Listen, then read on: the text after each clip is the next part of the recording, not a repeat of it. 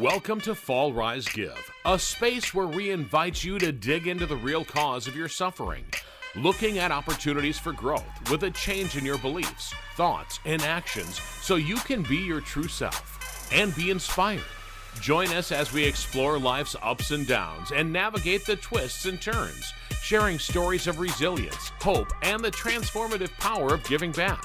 Whether you're looking for a change, in recovery, or simply seeking inspiration, this podcast is your go-to for candid conversations, raw emotions, and a whole lot of heart. Tune in and discover how to fall, rise, and give back on life's extraordinary journey. Welcome to Fall, Rise, Give. Turn struggles into opportunities by being your true self and help others. I'm Bartender Bob, and my good friend right there, Kumar, and I are here for episode number 26. We've done this now a half a year. 26 That's and 26 amazing. is 52. Does it seem like we've been doing this for that long? It doesn't seem that long. It doesn't. But it's been fun. We've been pretty consistent. Every week we put out an episode, and it's pretty exciting. I look forward to it. We never know what we're going to talk about. We sort of do, but things pop up in there that I have no idea that it was going to come out. And it's been a great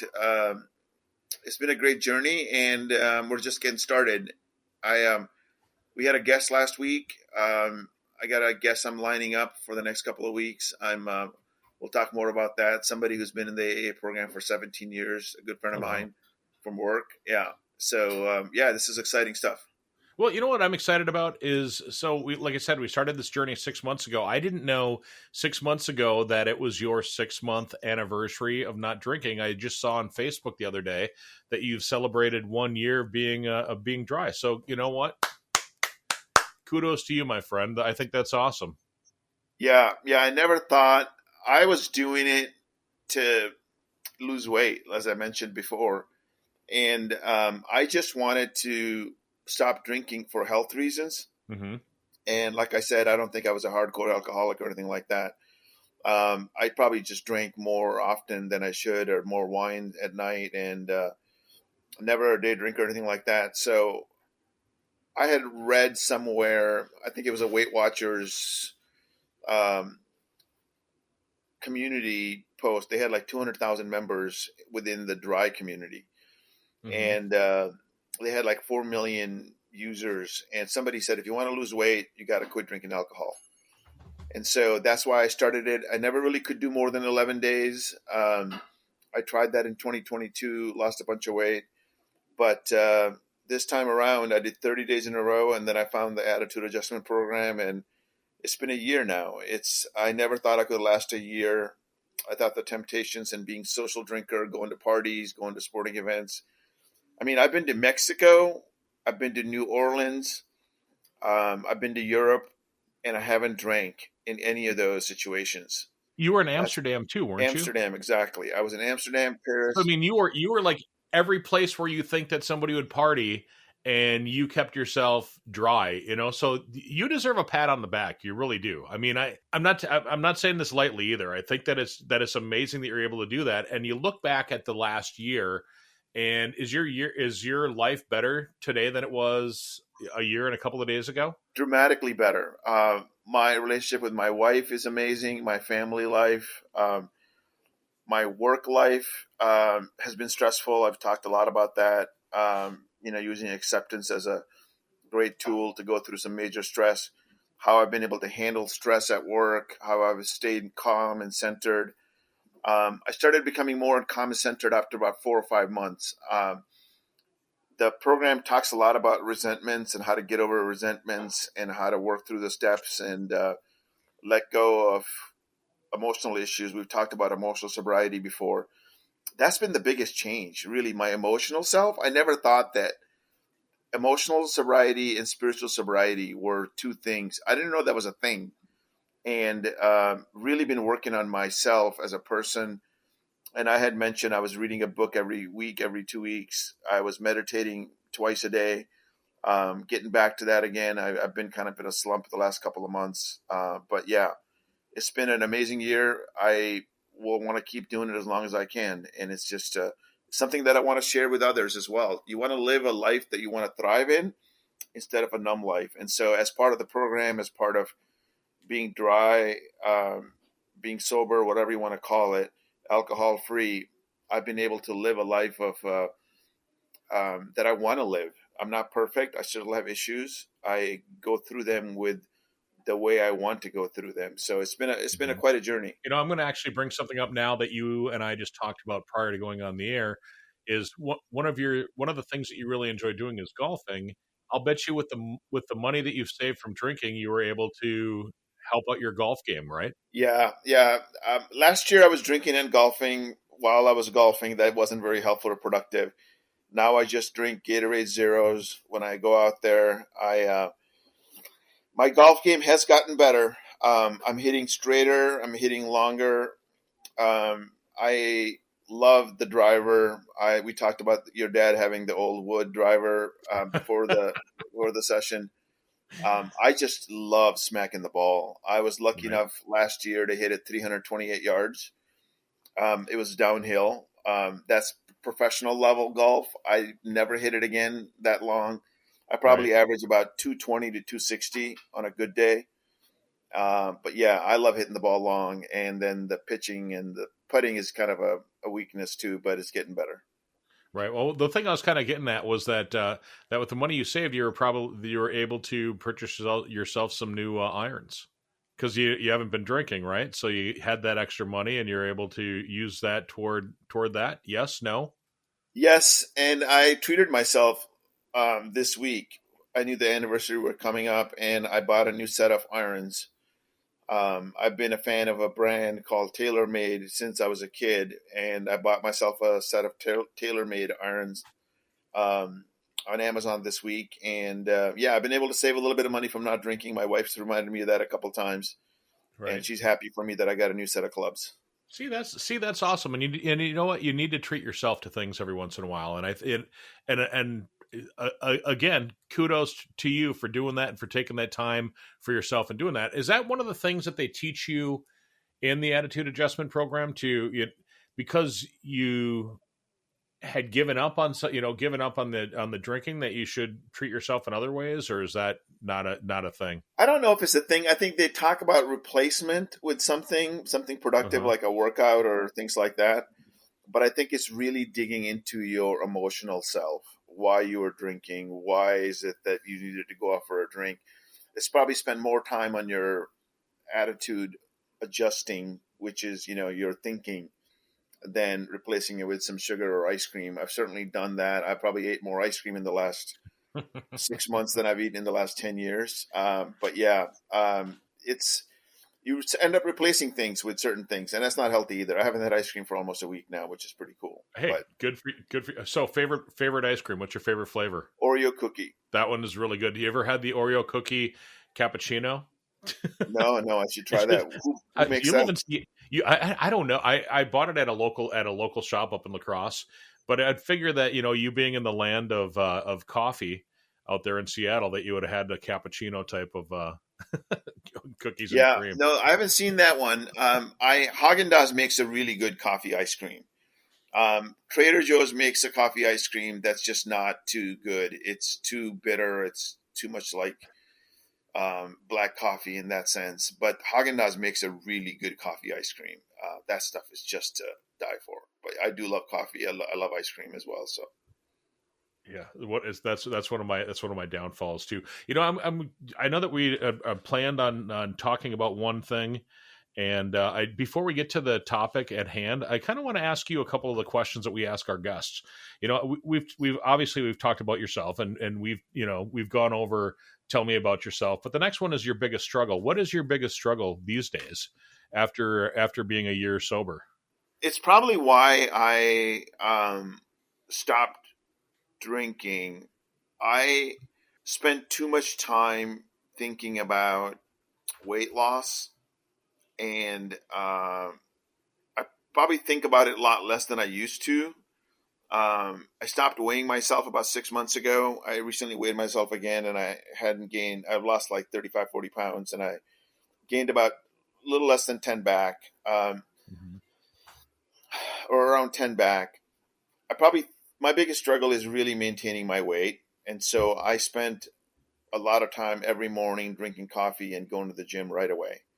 So I need myself from a mental health standpoint and a physical fitness standpoint. That's been my biggest struggle, having a sense of energy and vibrancy and enthusiasm. And so I don't worry about weight as much, hence I was eating all the ice cream and everything. But I do believe fitness and energy. So my biggest struggle is making sure that I'm healthy. Mm-hmm. So that's probably what it is. And so I think I did it for the health reasons. And my biggest struggle really is being healthy and being fit and having the energy to do the things that I want to do. Not being tired at 6:30 on a Wednesday night, coming back from the driving range. I still have a ton of energy to be able to go do this podcast. We're doing it recording on a weekday today instead of a Sunday. Having the energy to hang out with my kids, take my dog for a walk, including exercise early in the morning. Mm-hmm. So yeah, I want to be healthy. That's been my biggest struggle. It's just being healthy and a little bit leaner than I am now. One of the things that I was most impressed with when we first started talking is that you said since 2020, since 2020, that you have only missed 8 days of working out. And yeah, to me, that's amazing. That's amazing that you've been able to keep that goal. As I've shared with you, I have the game on Oculus. It's called Supernatural, where you just, where you do a lot of moving and stuff. And I've been doing that between 3 and 5 times a week, and I haven't missed that cycle since the beginning of the year. So for me, I mean, that's kind of the same thing as you. I'm working on becoming a better version of myself than I was prior to us even doing this. That's awesome. It's really about having the energy. I know you're a grandpa and you're very close to your family, your kids, and to your parents. And so being around for them, having the energy, spending time with people, I think that's really the key.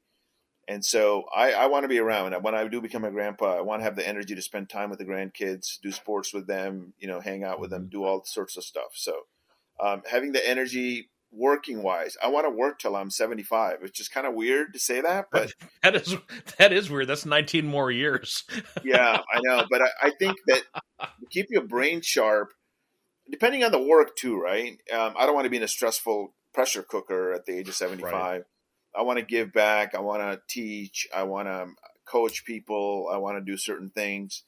And so I think keeping your brain active is kind of a thing. And it's kind of talking about thriving and that growth mindset. We said we're going to talk about a particular topic. And so I think getting into it a little bit, teaching people how to succeed in living a life that they want to lead is through many tools, but one of the biggest research done in the last, I want to say last 20 years is this topic of growth mindset. It's sticking with it attitude up, in attitude adjustment program, they call it don't quit before the miracle. Persistence is how do you tie into that scientific research around learning from your failures, falling and rising over and over again and being persistent to live a life that you want to live. That's a really important topic for success in life. And it's kind of been a trait of mine. I just don't give up. I've fallen a bunch of times and I just keep going back, keep getting up, keep rising. And persistence is one of the biggest values that I cherish. Has that been your entire life, or is that something since you started Alcoholics Anonymous, or something in the last year? All my life. I've run 4 marathons. I believe in longevity. I believe in banged up knees, all sorts of stuff. And I think it's something that I've been really proud of to do. Just, get back on the horse one more time and keep trying it with the business failures, the startups that I've had, the successes that I've had, professional jobs that I've had. Just keep going at it. It doesn't matter what mistake you made. Just keep learning, keep evolving, keep getting better. Mm-hmm. Well, there are some key elements to the growth mindset, and I know that you sent me a listing of a couple of those earlier. Why don't we share those? Yeah. Let's talk about that. So basically a concept was developed by a psychologist named Carol Dweck. It's basically the belief that abilities and intelligence and talents can be developed and improved through effort, learning, and persistence. In contrast to that is a fixed mindset where people believe their abilities are innate and unchangeable. A growth mindset really encourages people for the idea that challenges and failures are opportunities for growth. It's essentially what we talk about. This is the theme Mhm. of our podcast. It talks about the 5 or 6 values or traits for a mindset, for a growth mindset. Number one is embracing challenges. Look towards failures as rather than avoiding them, learn from them. Mhm. The harder you try, the more you're going to fail. If you're just in a comfort zone, and there's been many quotes on this, if you're not trying hard enough, you're not succeeding. Not being afraid on that too, because embracing those challenges. I know we've talked about like family members and things, but my son. I don't know if I shared this with you in the past or not, but he and his buddies, they bought a food truck like 6 or 7 years ago, and then they turned that food truck into a business, into a viable business. And I remember asking him about it. I'm like, why do you want to do a food truck? He goes, because Dad, they're the wave of the future.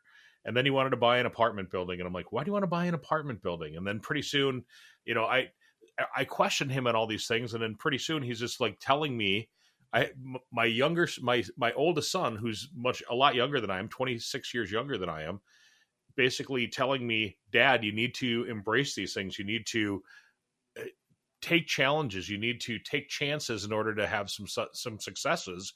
And it's one of the great things that I've learned from one of my children. Yeah, and he's a millionaire, right? Yeah, He's at the age of 26. You've got a kid who's a millionaire. What a proud papa that you should be. It yeah, doesn't matter how old you are or how young you are.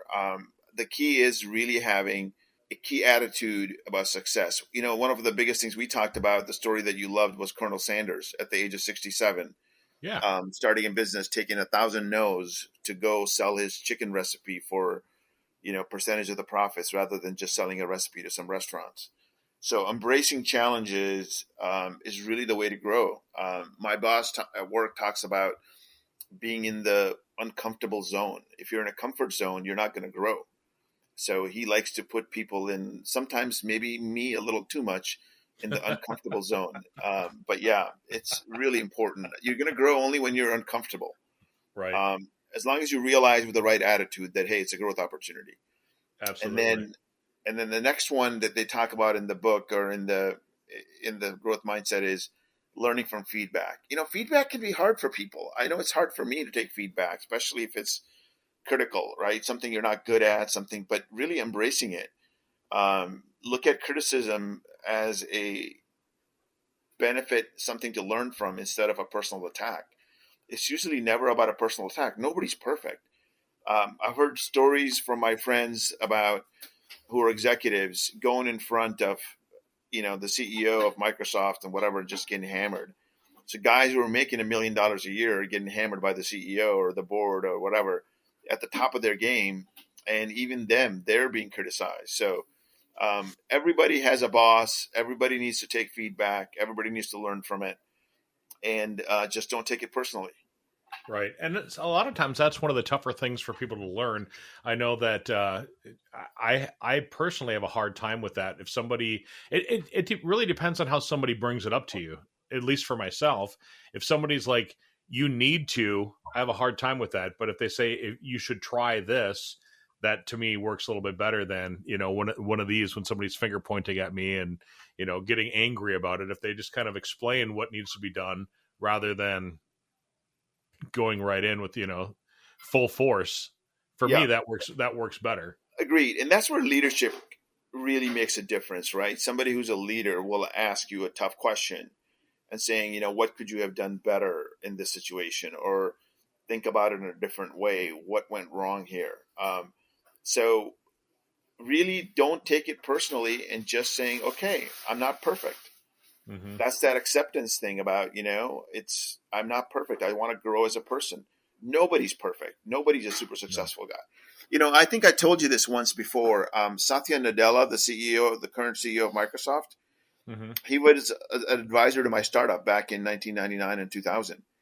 And he's a guy that failed a lot internally. A lot of the products that he was working on as a general manager and as a VP he didn't succeed. He actually got passed over for president of the Bing division. They hired a guy from Yahoo named Chi Lu instead uh, of Satya Nadella to run the Bing search division when search was the hottest thing in 2000s, 2008, 2010, somewhere in there. And he was really bummed out. And there's a guy that I know locally in my neighborhood who's a general manager of executive leadership at Microsoft. He's retired now, and he said he was working with Satya, the current CEO of Microsoft, and coaching him. And he kept on asking, "What can I do better? What can I do better?" And obviously, that guy, he went off instead of becoming the president of the Bing division, which is search, which ended up being a big failure, as you know. Mm-hmm. He ended up being the president of the server and tools business at Microsoft, which is where the cloud came from, Microsoft Azure. This is what Wall Street has really given them the credit for, and they grew that Azure or the cloud business. If you talk about computing or technology, you're constantly talking about the cloud and AI, and now this guy has embraced and invested in OpenAI and ChatGPT.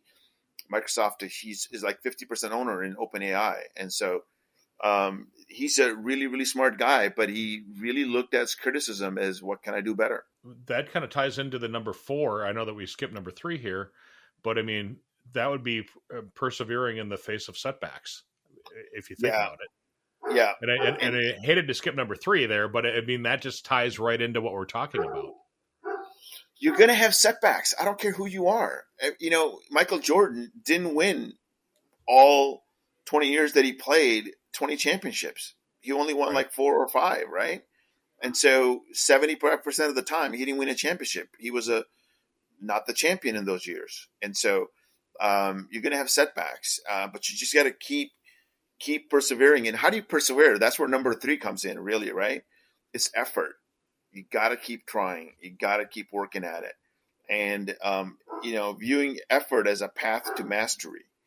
Mm-hmm. All the great leaders, all the great masters talk about it, right? Learning, growing, putting out the effort. Action is required to be successful. I don't care how much you meditate, how much you pray, how much you manifest in your mind. You got to take action at the end of the day. You got to get up and you got to go outside and train for a marathon. You got to run a mile, then you got to run 2 miles, and you got to run 12 miles. And it's just what it takes. So I think that's one of the things that I learned from running a marathon was if you can run 26 miles in 5 hours or less, my God, you're in the top 1% of the U.S. population. And so that's why I did it. That's why my friends did it that I know. And so effort, it requires action. Once you think you can run 26 miles, you think you can do a lot more physically than otherwise. Right. Yeah. Well, it all starts with one step. I mean, basically everything you just said, it starts with getting up, taking that first step, doing that one thing, and then that one thing leads to another thing, and that other thing leads to another thing, and pretty soon you've got a year of being dry under your belt. It's every day, it's every step, it's every single, it's just little baby steps will end up being a huge, giving you a huge win. Exactly. And you talk about our broadcast, like we've done 26 shows now. That's amazing, right? We've just done it once a week. That's our goal. We're consistent. Mm-hmm. And if you want to stick with something and you're going to persevere, people are going to look at us and go, God, these guys are rock stars. They've got millions of viewers. We are going to have that. It's going to take time. And so 6 months into something, you can't quit. You can't quit before the miracle. And so it's going to take time to develop an audience, take time to develop the content, promotion. We've got Gabe working out there and posting on stuff. I'm getting emails now from people that are wanting to help us promote things. I'm getting chatter. I'm getting more and more discussions out there. So, yeah. And the next one really is going in the 5th one. You got to believe.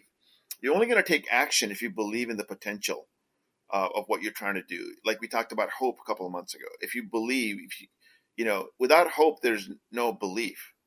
Right. So if you have hope into something, then you'll believe. And once you believe, then you'll take the action. So, you don't want to be limited with your current situation, your current abilities. You want to believe in a better outcome. You want to have that hope. And then, like you said, it's single step, single day, one day at a time. Time flies by, but it's been a year since I've been alcohol free. A lot of people out there, friends of mine that have been alcohol free for 30 years, 7 years, 4 years, whatever it is. And some are on 30, 40 days, right? It doesn't matter. You start with one day. Mm-hmm. So let me ask the next question then that ties into that 1 year. So what have you gained since overcoming that struggle of alcohol? God, I've gained so much. So number one thing that I've gained is a better mindset. And this is why we always talk about the attitude adjustment. It's adjusted my attitude. I'm very grateful for all the things that I have in my life. I'm very grateful for my wife, my kids, my job. I don't take anything for granted. I constantly look for ways how I can improve in each one of these areas. And I have the right attitude to be the right person. I have the belief system, and now I'm just going through the steps to achieve success in the level that I want. Right. And so I'm trying to live a life where I'm thriving. And I've just gained confidence in my abilities to handle major stresses. And I was talking to you the last 3 to 4 months, how stressful work was. It was just dragging me down. I went through that wave, and now things have eased up a lot. So now I'm just taking a step back, saying, what can I do better? What can I do better? And so it's the right attitude that I have now in a belief system.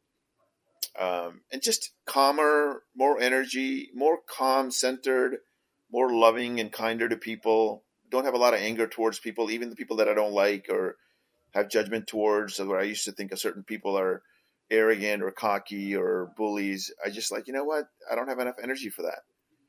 I'm not going to get caught up in that banter. I'd rather pray for them than get mad at them. So is it it's giving you like a whole different look at life then? Yeah, total different outlook. And I wasn't looking for that. I was just looking to lose some weight. As I posted on Facebook, I did it for weight loss, and I got that done.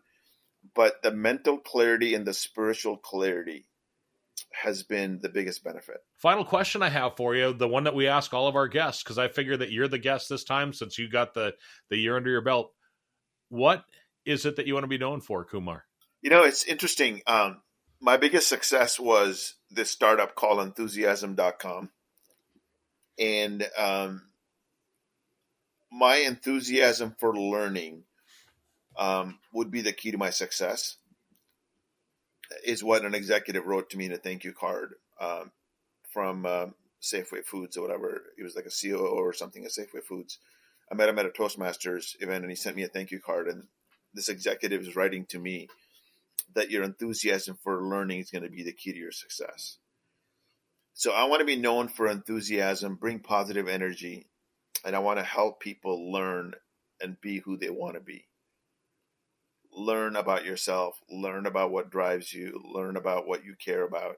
So I want to help people learn, and I want to bring positive energy into this world. So enthusiasm is what I want to be known for. If you're having problems, check out aa.org, and they can put you on the right path. Like Kumar's had the path for the last year. And just think of how many people you've helped. I mean, the 4 people that we've interviewed that you've known through the program, and the countless other people that haven't been on the show yet.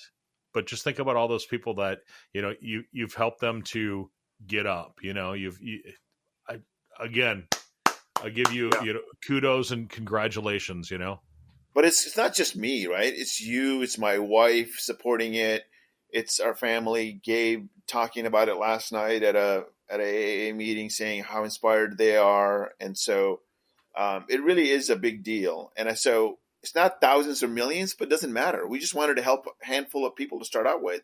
And I have no doubt that we're going to help hundreds of people out, and thousands and maybe millions. But the goal is to help people.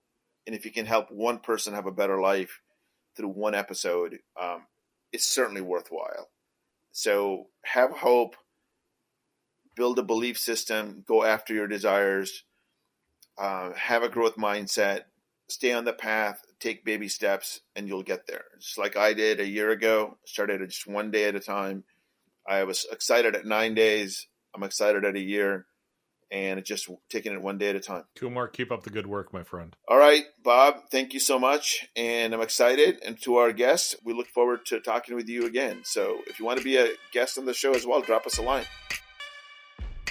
Thank you for joining us on this episode of Fall Rise Give. where we explore stories of resilience, growth, and giving back. If you enjoyed today's episode, please visit our website at www.fallrisegive.com. Also, consider subscribing to our podcast on your favorite platform and leaving us a review. Your feedback helps us to continue to bring you inspiring stories. Stay tuned for our next episode, and remember, every fall is a chance to rise, and every rise is an opportunity to give. Until next time, keep falling, rising, and giving. This is Fall, Rise, Give, produced by podcastforhire.com. Thank you for listening.